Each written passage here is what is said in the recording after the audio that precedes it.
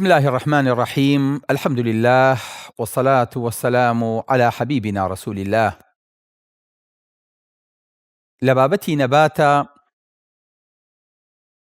نمونەیەکی جوان کە کوردەواری بێهێنێتەوە ئەڵێ گەورە ئاوەڕژێ و چووکچیەکە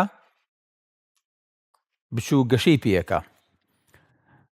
دیارە ئەم نمونەیە ئەگە بمانەوێ بە نمونەیەکی جوان بەکاری بێنین، هەر کاتێک گەورە ئاوی ڕشت ئەبێ ئەو نەمامەی کە ئێمە دامان ناوە، ئەو نەباتی کە ئێمە بە تەماین دروستیکەین، ئاو لەسەر دەستی ئەمە بخواتەوە و گەش و نەشونما بکا و باڵا بکا و پێ بگا بۆ ئەوەی کە گەورەکە دواتر لە ژێر سێبەریا بحەسێتەوە. نمونەی بەرز هەر بۆ خوای گەورەیە، بەڵام بزانین تۆ لە ژیانی خۆتا چی ئەکەی بە قودوە و نمونەی جوانی مناڵەکەت. ئەتەوێ مناڵەکە و چاو لە چێ بکە. ئەم بابەتە هەروە بابەتێکی سانایی نییە بە سەریا تێپەڕین، چکە ئەم مناڵەی تۆ پێویستی بە کەسێکە کە لە ژیانی خۆیان هەڵی بژێرێ بۆ ئەوەی کە بیکا بەسەر مەشق هەنگاوەکانی هەڵگرێتەوە، لە هەموو شتێکا چاوی لێ بکە. ئەگەر ئێمە زۆر وریانە بین ئەو مناڵانەمان لەوانەیە کەسێک هەڵبژێن تۆ هەر ئاگاشت دەینیە لە مێشکی ئەوە هونەرمەندێک، یوتیوبەرێک، بلۆگەرێک، ئافرەتێکی مۆدێل، یاریچیەک، گۆرانی بێژێک، نوێنەرێک ئەکا بە قودوەی خۆی لە هەموو شتێکە، تەنانەت دەستایەڵی جل و قژی شاچاوی لێەکە.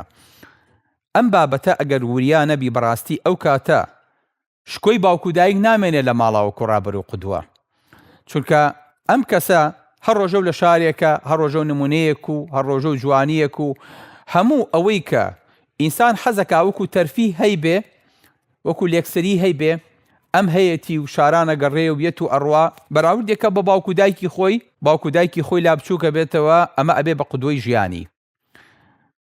بۆیە باوکو دایک ئەبێ ئەم ڕۆڵە لە ژیانی خۆیانە ون نەکەن.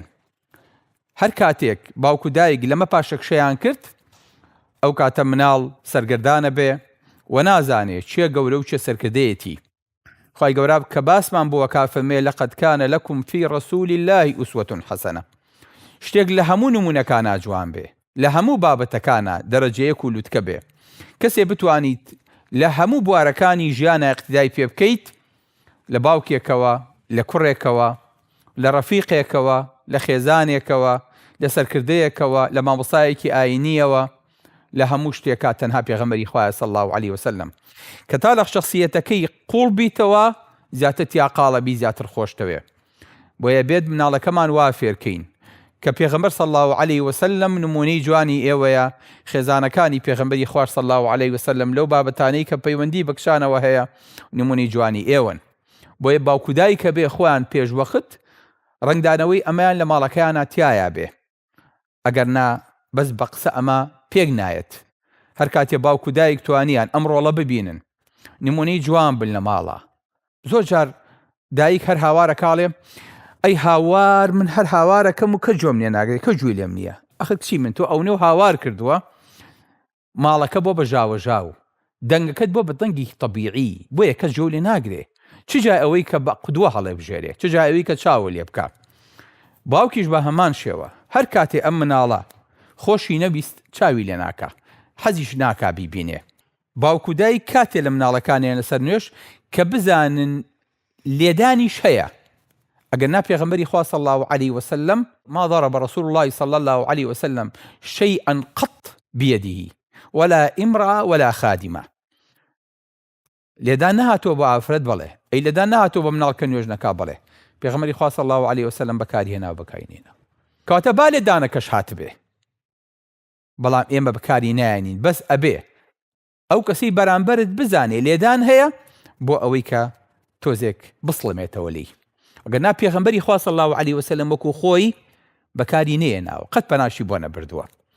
ئەو نە مورەبیەکی جوان بووە، ئەو نە پەروەردەیەکی جوانی کردووە کە سفەتەکانی پێغەمبەری خوا خوێنرێتەوە لە تەربیە و لە مامۆستایەتیە و لەسەر مەشقیە. فەرمون کان ڕەحیما، پێغەمبەری خوا صلی الله علیه وسلم پیاوێکی ڕەحیم بووە، ڕەئوفن پیاوێکی دڵنەرم بووە، حەلیمن پیاوێکی لەسەر خۆ بووە، حەکیمن پیاوێکی دانا بووە. هەر کاتێک صفەتی ڕەحیمی و حەلیمی و ڕەئوفی و حەکیمی لەسەر مەشقانە بوو، ئەم ئینسانە پێی ناوتری مڕەبیەکی چاک، پێی ناوتی ڕابەرێکی چاک، بە پێشەنگیش حسێب ناکرێ. بۆیە ئەبێت ئەخلاقت، جلت، قسەکردنت، ئاکارت، گفتارت، تەعاملت لە ماڵ و لە دەرە بە شێوەیە بێکە سەرمەشقی مناڵەکەەوە بی. مناڵەکە ئەو نەپێ و معجەب بێ، خۆی چاوت لێ بکە، خۆی بچێ ستایاڵەکەی جلوبەرگی خواردنی دانیشتنی وەکو تۆ لێ بکە. بەڵام تۆ لە ماڵی خۆتا دانیشیت بە حساب سەرمەشقی مناڵەکەتیت، قاز درێژکەیت، خەریکی نوکتە جێرانەوە بیت، خەریکی زەمی خەڵک بی، خەریکی جوێنان بی بە سێن بۆ خەڵکی بنێری، خەریکی زەمکردن و غەیبەتکردن بی، خەریکی درۆکردن بی، ئەم مناڵە قەت بە چاوی گەورە و قودە سەیرە ناکە، لە خۆشتی تێگمەیە. بەڵام مناڵ مەفروزە باوک کە دانیشت شکۆیەکی هەبێ. عومەری کوڕی خەتاب قسەیەکی جوانی هەیە، فەرموو کە بوو بە گەورەی موسڵمانان و خەلیفە، ئاهاتەوە بۆ ناو مناڵەکانی ئەیود ئەمڕۆ بە فڵان شت ئەمرم کردووە، خەڵکیش سەیری ئێوە ئەکاوەکو چۆن تەیر سەیری گۆشتەکە. ئەگەر ئێوە بەگوێ بکەن خەڵک بە دواتان نادێ، ئێوە ئیهمالیکەن خەڵکیش ئیهمالێکە. لەبەرەوە هەر کاتێ ئیهمالتان کرد عقوبەی ئێوە دوو جاری عقوبەی خەڵکە، چونکە من قودوەی ئێوەم، ئێوەش قودوەی خەڵکین، خەڵک سەیری ئێوەکە. بۆیە هەر کاتێک ویستێ پێشەنگ بیت ئەبێ بەم دەرەجەیە یا پێشەنگ بی، لەم ئاستەیە پێشەنگ بیت. هەتا ئێوارە قسەی زلکە، هەتا ئێوارەشت بۆ مناڵەکە و بهۆنەوە، باسی ڕازگۆیی بۆ بکە. بەڵام کە تەلەفۆنێکت بۆ هاو وتت وەڵای ئەوە ئێستا هاتوومەتەوە بەخواوە سێری مۆبایڵەکەشم نەکرد بوو بزانم تەلەفۆنێ بۆ کردومیان نا، داوای لێبوردنەکە مناڵەکە و سیرەکات تۆ سەعاتێکە خەریکی مۆبایڵەکەتی و ئاگال لە کەس نییە، سوورە زانێت درۆکیت. لەبەرەوە مناڵەکە و بەیانی فێری شتێکە بێ کە پێو نەوتووە مەیکە، بەڵام بە زمانی حاڵ فێر بۆ لێتەوە. بە هەمان شێوە لە کاتێکا دانیشتویت شتێکە جێڕیتەوە کە مناڵەکە و لەگەڵ تا بووە، ڕووداوێکە جێڕیتەوە، مناڵەکە ستەکە خەلێلێک هەیە لە قسەکانە، مبالەغەیەک هەیە، یەکسەر مبالەغەکە وەرەگرێ، ئەڵێ وەڵایی لە شوێنێکا بووم یەک قەڵە باڵغ بوو 100 دانە سیاری لێ بوو، مناڵەکە ستەکە دەی لێ بووە، ئەو بژاردوێتی لەبەرەوە نەوەکەی تۆ بە مبالەغە بۆ حسێبەکە. تەسەوڕ نەکرد مناڵ فەقیر بێ، نەیشیاتەوە لە ڕوت لەلا شعوری ئەم مناڵەیە مێنێتەوە کە تۆ ڕاز ناکەیت. هەر کاتێ باوکو دایک ویستیان گەورە بن، ویستیان پێشەنگ بن، ئەبێ مناڵەکەت کە هاتەوە دەرەجەکەی بۆیە ناویت بڵێ کوڕم دەست و خۆش بێ، ماشەڵڵا دەرەجەکانە بەرزە، بەزووتی وەڵا باوکە ئەوەم لەسەر ڕەفیقەکەم نەقڵ کردووە، یەکسەر ئەڵێی کوڕم ئەوە غەشە، نازانی پێغەمبەری خوا صلی الله علیه وسلم فەرمێ من غەشەنا لەیسە منا، ئەوی غەشکا لە ئێمە نییە. ئەی ئەو پارەیە چییە پێت؟ ئەلە وەڵاهی ئەو ماکێتەکەنی زانی زیادی یامەوە یاخو شتێکی یامی حسێبی نەکردبوو. ئەڵی دەی کوڕم ئەوە ئەبەیتەوە چونکە ئەمانەتە، ئەوە حرامە بە ئێمە. مناڵەکە فێرە بێت ئەمە بەوان ڕەوانیە، شتێک لە ماڵەوە ڕووی داوە یان لە شوێنە ڕووی داوە کە مناڵەکەی بیجەڕێتەوە، تۆڵی کوڕم ئەمە نهێنی خەڵکە پێویست ناکات توی بهێنیتە ماڵەوە، بەڵام خۆ دەگەل لە ماڵەوە قاچە درێژ کرد، تو وەڵای ئەمڕۆ زەلامی هاو بەڵام شتێکیان لێ قەوما بوو، هەر ماڵی خزمەکەی خۆمان ناوی شێبەیت و باسی شێکەیت و مناڵ هەستەکات سڕ نامێنێ لە بابەتەکەیە. لەبەرەوە ئەویش بەیانی سڕی تۆ لە ماڵەوە باتە دەرەوە زۆر بەسانایی، چکە فێرێ نەکرد شتێک هەبێ پێی بوویت ئەمانەت لە ماڵە.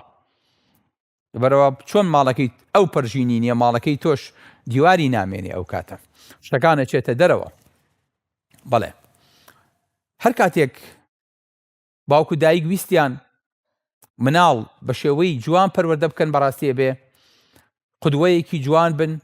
سینانی کوڕی ئەبی سەلەما فەرمێ جارێکیان لە ناو مەدینەیە خورمامان کۆ کردەوە لەگەڵ مناڵەکان کە عومەری کوڕی خەتابیان بینی ڕایان کرد، منیش تورەکەکەم کردەوە و عومەری کوڕی خەتاب هاو وتم ئەی عومەر وەڵڵاهی ئەمە بەس ئەو خورمایانەیە کە کەوتۆتە خوارەوە من کۆم کردوێتەوە.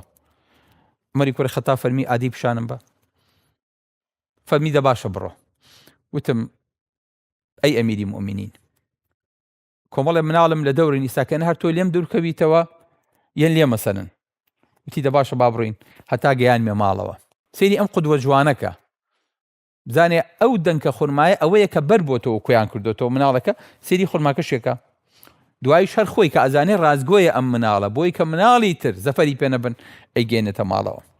بەڕاستی ئەمە قودوەیەتی مامۆستایە، ئەمە قودوەیەتی کەسێکە کە بتوانێت نەک پێشەنگی مناڵەکانی خۆی بێ پێشەنگی ئومەتێ بێ. بۆیە پێغەمبەری خوا صلی الله علیه وسلم کە باسمان بۆ کە لەسەر فیترەت ئەفەرمێت كل مولود يولد على الفطرة مناڵ کە دایکە بێ درۆ نازانێ بە زۆر درۆشی پێ بکەن نازانێ بەڵام ئەبەواه یوهەویدانیه ویمەجیسانیه وینەسەرانیه ئەوە باوکو دایکە فێری درۆیەکەن باوکو دایکە فێری نائەمانەتیەکەن باوکو دایکە فێری نەپاراستنی نهێنیەکەن. شتێکیش نییە بە ناوی درۆی سپی درۆی ڕەشەوە درۆ هەر درۆیە. پێغەمبەری خوا صلی الله علیه وسلم کە بۆمان باسەکات ئەفەرمێ إن الكذب لا يصلح منه جد ولا هزل. ئەفەرمێ درۆ ڕاست و گاڵتەی نییە. زۆر جار درۆ لەگەڵ مناڵەکانمان ناکەین ئەڵێ وەڵا بە گاڵتەم بوو مناڵ گاڵتە نازانێ حەچی لە دەمی تۆ داکە و ئەوە ئەزانێت گەورە درۆ ناکە بۆیە بەڕاستی لێ وەرەگرێ. بەڵێ ولا أن يعد الرجل ابنه ثم لا ينجز له. الله إن شاء الله أجر رمضان حمي بروجوي بي يك حجابي جوان جوان بوكرم باشا إيه ولا رمضان يشطوا به هيك بناكر اللي باكو يتوع عنا بيكري الله جشن دوای جشنش بیره چه تو بی نکره دو سه جار پتری پیاله مشغوله لیمش که مناڵە چی تۆ مار بوو وعدێکی ناجێ بەجێ کراو ناوی هەر شتێکی لێنی ئەو ناوی نادرۆ گرنگ نییە گرنگەوەیە تۆ شتێکە بە مناڵەکەوت بۆ جێبەجێ نەکرد. بەڵێ بۆیە تەنانەت کە بە دیار فلیمێکەوە یان بە دیار شتێکەوە دانیشیت مەفروزە ئەگەر درۆیەکی تیا بوو لادانێکی تیا بوو مناڵەکەی بڵێ ئەمە غەڵەتە دەستخەیتە سەر شوێنی هەڵەکە بۆ ئەوەی کە مناڵەکە و تووشی هەڵە نەبێت. بەڵێ بۆیە پێغەمبەری خوا صلی الله علیه وسلم هەر کاتێک یەکێک لە کەسوکارەکەی یەکێک لە مناڵەکانی درۆیەکیان کردبێ فەرمێ سێ دانە ڕۆژ قسەی لەگەڵان نەکردووە تا تۆبەی کردووە بۆی کە فێر بێ ئەمە شتێکی نەشیاوە هەتا وەکو تۆبەیەکی نەکردبێ پێغەمبەری خوا صلی الله علیه وسلم ئاورینە نایاوەتەوە. بۆیە خۆشەویستەکانم ئەم بابەتە ڕاستە بۆ هەموو شتێک لە هەموو بوارەکانە لە کاتێکە تەنانەت چیرۆکێکیش بۆ مناڵەکەمان ئەجێڕینەوە با چیرۆکەکە ڕاستی بێ چیرۆکی خەیاڵی بۆ مناڵەکانتان مەجێڕنەوە چکە دواتر کە بۆتان جێڕانەوە دووبارە خۆشتان نازان بیجێڕنەوە چکۆ لە خەیاڵەوە هەڵقوڵاوە مناڵەکە ئازانێت خۆیە بۆ ڕاستەکاتەوە لە باوکە ئەو جاری تو وا بۆ نەجێڕام و ناوەکانی جوانە بوون یەکسەر هەڵەکانە پێڵێ چکە ئەو لەبەری کردووە مناڵ وردەکاری شت لە بەرەکە وەکو گەورە نییە. بۆیە دەستم دامێتان تکام وایە کە هیچ کاتێک مناڵەکانتان بەجێ نەهێڵن بۆ خەڵکێک تەنانەت ئەگەر بەجێشتان هێشت بۆ مامۆستایەک بۆ مەڕەبیە بۆ کەسێکی تر کەڕابەری پۆلی بێ کە پێشەنگی بێ ئەبێ خۆتان چاودێریەکی وردی بکەن. ئۆتبەی کوڕی ئەبوو سوفیان قسەیەکی جوانی هەیە ئەفەرمێت بە مامۆستای کوڕەکەی ئەڵێ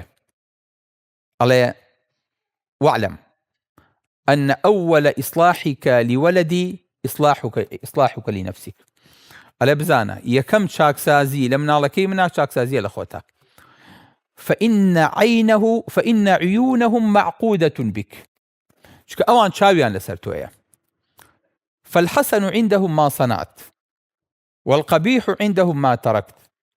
ئەوە چاکە کە تۆی کیت ئەوەش خراپە کە تۆ تەرکێکی. یعنی سبحان الله چەند مناڵ غەریبە یعنی کە نوێژی سوحاو کرد بە دوا تایکە کە ڕۆژوو ششکان بە دوای یشکێنێ هەر سفەتێکی شکێ بە دوا تا دووبارەیە کاتەوە. بۆیە فەرمێت ئاگات لە خۆت بێ.